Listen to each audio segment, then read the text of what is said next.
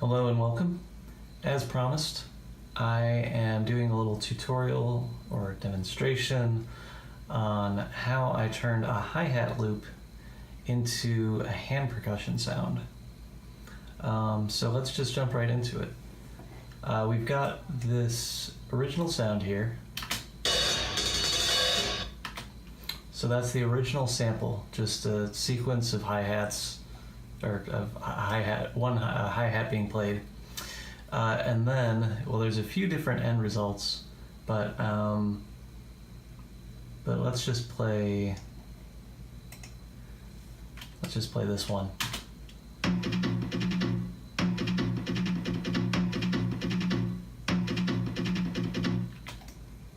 So quite a bit different, obviously, than this original hi-hat sound. So this is the hi-hat sound. This is the channel settings for it, and as you can see, it's got nothing checked. I mean, this is the original, but I discovered this when I guess I was just playing, different pitches of this, so I just kind of like played it a little bit lower.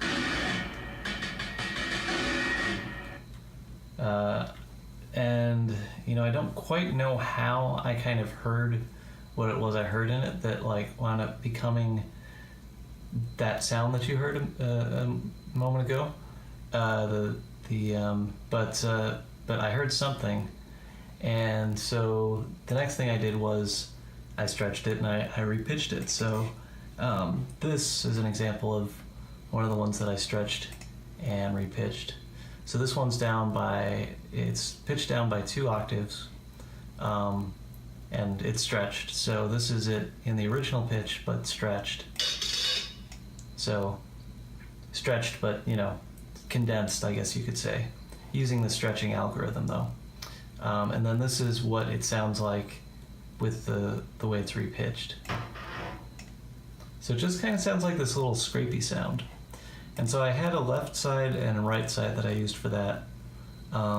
They're, I think, more or less identical. I think I might have... no, I was going to say that sometimes I'll just kind of move things and offset them from each other just slightly. But in this case, these are exactly on beat with one another. But this is what the other one is like. So this one is also pitched down, but it's not pitched down as far. It's just, why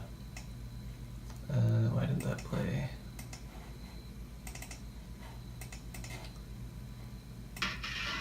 That's what it sounds like, pitched down. And again, up here sounds the same as the other one. And this one, I just clicked this little swap stereo box here. So this one's the right one, the other one's the left one. And then, as you can see here, I've got this volume automation. So what I did was I kind of exaggerated where it was that I was hearing this kind of percussion sound that sounded to me like hand percussion. Now, and you'll see I'm kind of following, but not quite where the existing peaks are.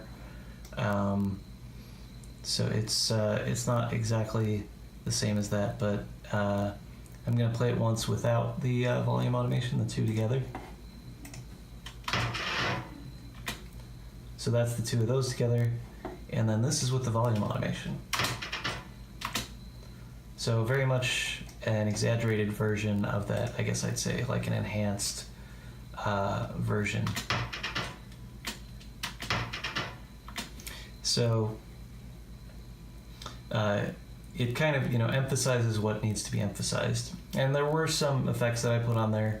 I decided I'm not going to go into that. It's nothing too drastic really, just a little bit of dynamics processing. So after that, I really wanted to kind of exaggerate exaggerate it even more, like the sound that I was hearing. So what I did was I added some actual hand percussion. I mixed it a little bit lower than the rest of it, and here I'm just going to pan over so you can see this. I've got this sequence of just little hits, and as you can see, for the most part, they're just like, it looks like they're all right on the beat with one another, with the exception of this one that only plays a couple of just accents a couple of the notes there. But anyway, but actually, I always like to kind of offset things slightly to give them somewhat of a more human feel. So they're not exactly completely on beat with one another, and they're also pitched differently. Like I used, I guess, just 2 different samples, and so most of them are this one sample, which its original pitch sounds like this, and then I've got one that sounds like this. That's the first one, and then it's pretty faint, but it's there. Another one that sounds pretty similar. One was on the left, one was on the right. You won't hear that because you're hearing this on an iPhone, but anyway. And that one, real subtle, you can't really hear that one too well, probably. Probably hear me tapping the keyboard harder than you're hearing the actual sound. And then we've got the kind of the anchor, the one that's doing the 2 little accents there. So all together, that sounds like this. So, and then with the rest of it, with the hi-hat samples. So as you can kind of hear, it's really kind of starting to get there. It's actually pretty close by that point. So, so I rendered that, and I basically resequenced that. I chopped it up and made it into this whole loop, the one that I played earlier. That's this one right here. So there's that, and then I also did one that was a higher pitched version, which is over here. I'm going to play that.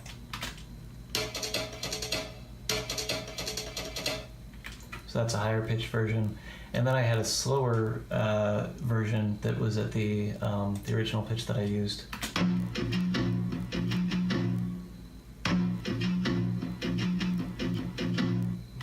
So that's all just basically just stretching some of the kind of what I demonstrated. If you're familiar with this already, you probably can see how you would do that. Just using the basic stretching feature in FL Studio. As you can see, it's set to stretch, and we've varied the time here, so it's stretched. So that's that piece, and then so actually these were actually duplicates. I think I was going to have something else in there. Anyway, we can get rid of that one. Let's just scoot these over. So, and then I came up with basically a few different versions of it: fast, slow, and high and low. And then I also, and this was the kind of the big difference maker, when you kind of layer this all together, this really pulls it together. I used Harmor, and I played that 2 different pitches at the same time, slightly offbeat from one another, and then panned, through the stereo spectrum. So you won't be able to hear that, again, recording from an iPhone, but here that is. And then here comes the slow version.